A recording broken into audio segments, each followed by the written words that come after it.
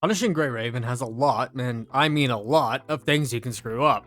And all too often, I have people ask me if their account is bricked because they did scenario A, which led to a less than desirable outcome for their account. So today, we'll be covering some things beginners should avoid at all costs. So if you like this kind of content, then make sure to drop a like and subscribe and hit that notification bell and leave a comment on the kind of stuff that you want to see.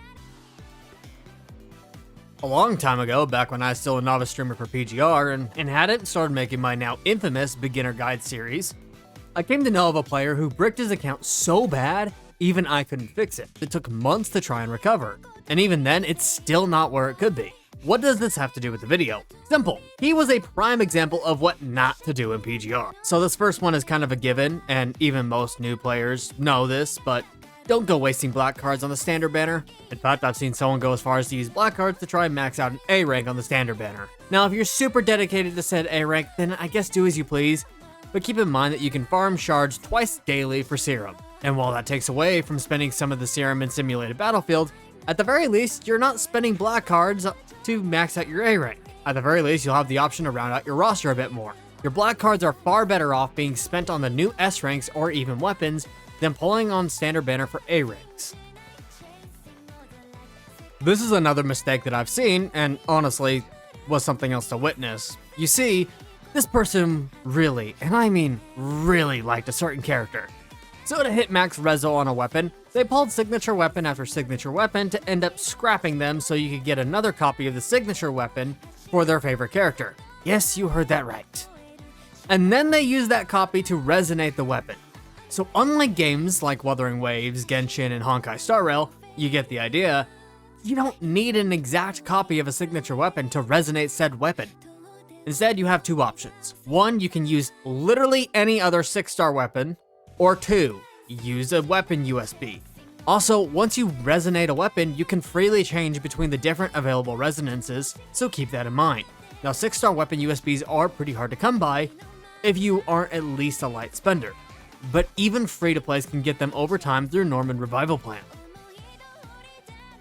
I've seen this happen way too many times already, and I guess it's fine if you really like the characters, but mistake number 3 is using your selectors for someone who is free. What do I mean by that? There is a number of characters who are free, permanently at that. Wanshi Lucid Dreamer, Ayla Kaleido, and Elisa Echo are free from Dorm Shop.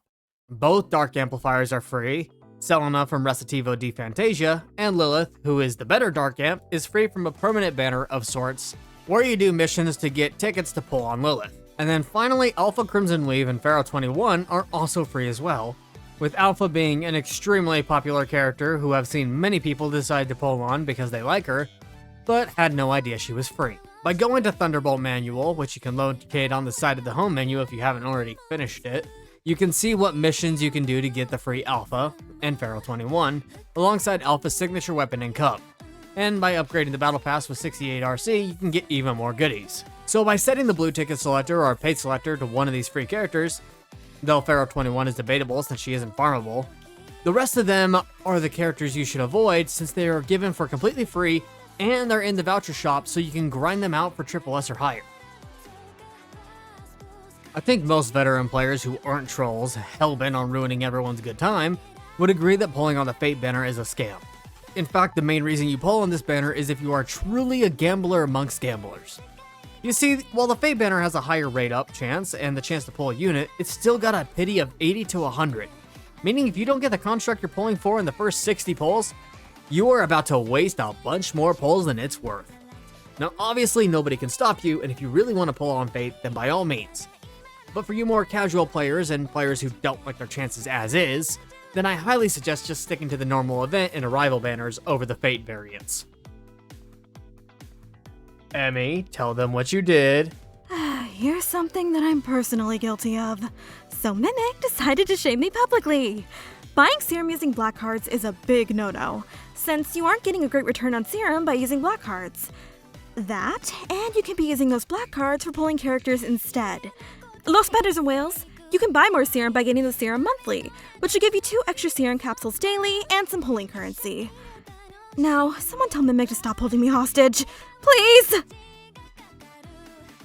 This one won't necessarily apply to all players, pretty much only low spenders and whales. But if you look in the top-up shop right next to the recharge tab, is the tab for buying black cards.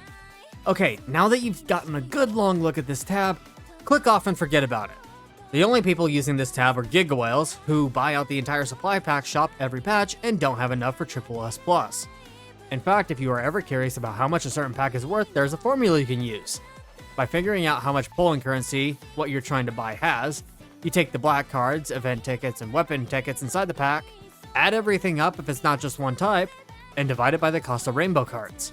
If you don't come out above 30, you are hurting yourself. The direct rainbow cards to black card conversion rate is legitimately one of the most terrible conversions in the game, and should be avoided at all costs.